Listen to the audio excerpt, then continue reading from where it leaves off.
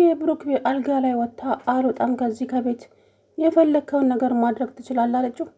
ብሩክም እንግዲህ ጉሮሮዋን ሊያንቃት ሲል ነገር ግን ሁሉም ከለከሉት ማለት ነው። እንግዲህ መድብል እስከሚመጣ ጠበቁት። እሷም ይቅርታ አድርግልኝ፣ እስከ ዛሬ ያደረግኩት በሙሉ ተጸጽቻለሁ፣ እባክህን ብሩክ ይቅርታ አድርግልኝ፣ ውጪ ከዚህ ከቤት እጄን ሳታሳስችው ሲላትም አልወጣም፣ ረቦኛል፣ መሞቴ ነው በረሃብ፣ ስለዚህ ምን በላው ስጡኝ አለች።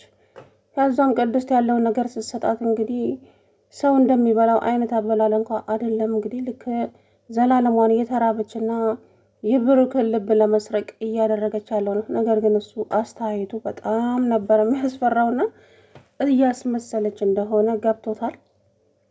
ከዛ በኋላ ምሳሌዬ በጣም ናፍቃኛለች፣ ምሳሌ የለችም እንዴ? ወይ ምሳሌ እኮ መታከሚያ አታሙታለች።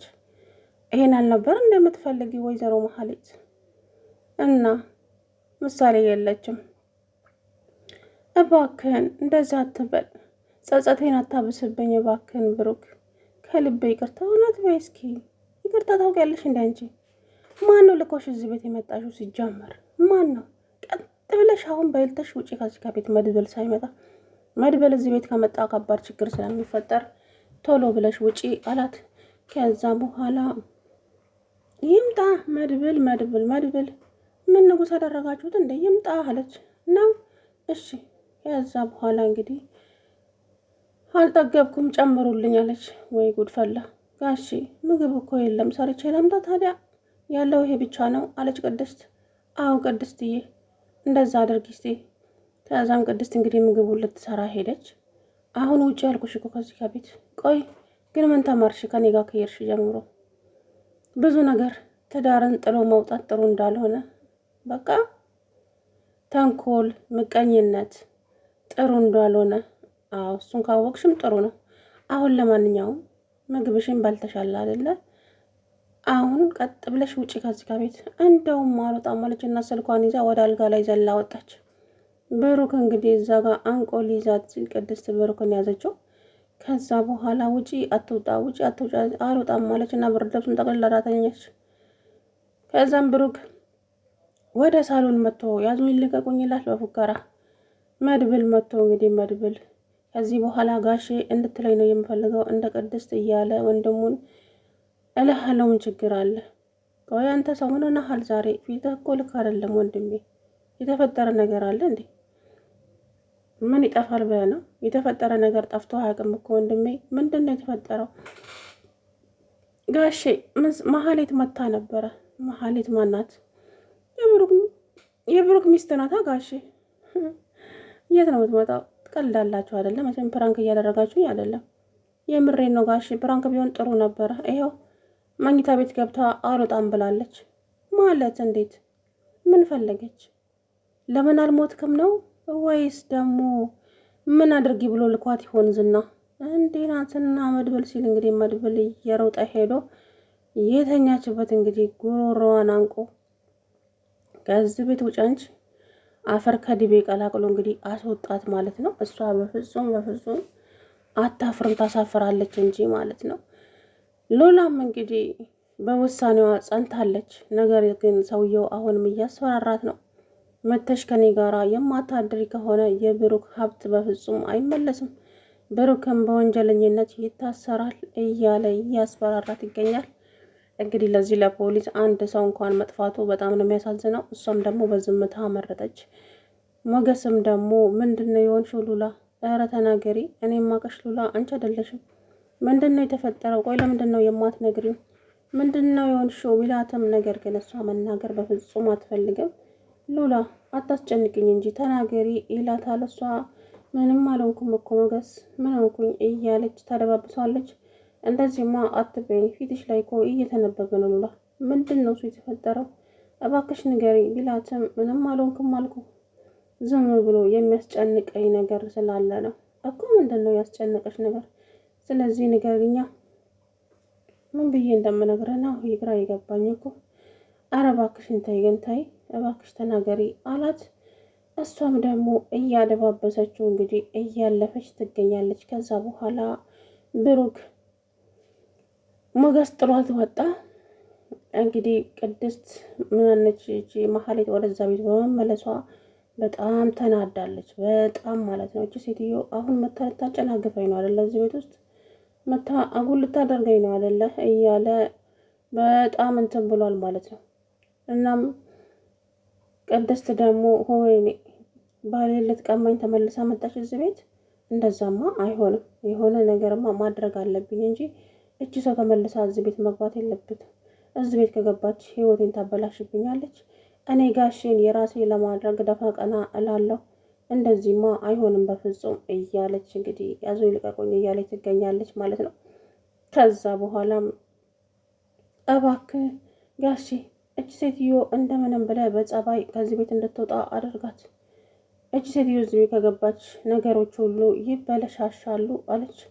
ከዛም አንቺ አታስቢ እንጂ አታስቢ፣ አንቺ እኔ ልጅ ማንሽ ቅድስትዬ፣ አንቺ አታስቢ፣ እኔ ራሴ እንዴት እንደማስወጣ ታውቃለሁ ከዚህ ከቤት ውስጥ። ስለዚህ አንቺ በፍጹም ምንም እንዳታስቢ አላት።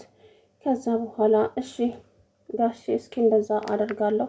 ግራ ገብቶኝ እኮ ነው ጋሼ፣ ምን ላድርግ እንዴ? እች ሴትዮ እንደዚሁ በቀላሉ ከዚህ ቤት የምትወጣ ሰው አይደለችም። ስለዚህ ምን ማድረግ እንዳለብኝ እንኳ አላውቅም አለች። አታስቢ ያልኩሽ፣ እኔ ራሴ እንዴት እንደማስወጣ ታውቃለሁ ከዚህ ከቤት። ችማትረባ ደግሞ እኮ አይኗን በጨዋ አጥባ እዚህ ቤት ማምጣቷ በጣም ያስገርመኛል በእውነት።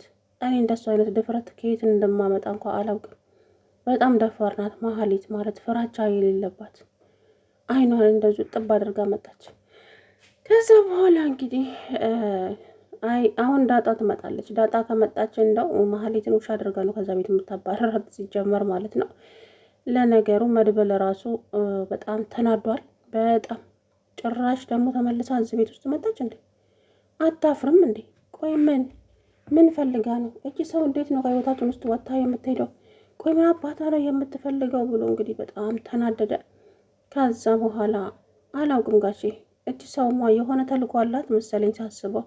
በጣም እኮ ነው ያበዛችው እያለ እንግዲህ ከዛ በኋላ ቅድስት ተረጋጊ አንቺ፣ ምንም የሚፈጠር ነገር የለም ቅድስትዬ፣ የኔና የእሷ ነገር እኮ አብቅቷል፣ ሞቷል ሁሉም ነገር። ከዚህ በኋላ እኔና እሷ አንድ ላይ የምንኖር ይመስልሻል እንዴ? ቅድስት ምን ሆነሻል እንዴ? እኔ እኮ ገላኛለች፣ ልጄንም ጨምር ነው የገደለችን። ስለዚህ እኛ ደግሞ የሞትን ሰዎች ነን። ስለዚህ ከእሷ ጋር የምንኖርበት ምንም አይነት ምክንያት የለኝም።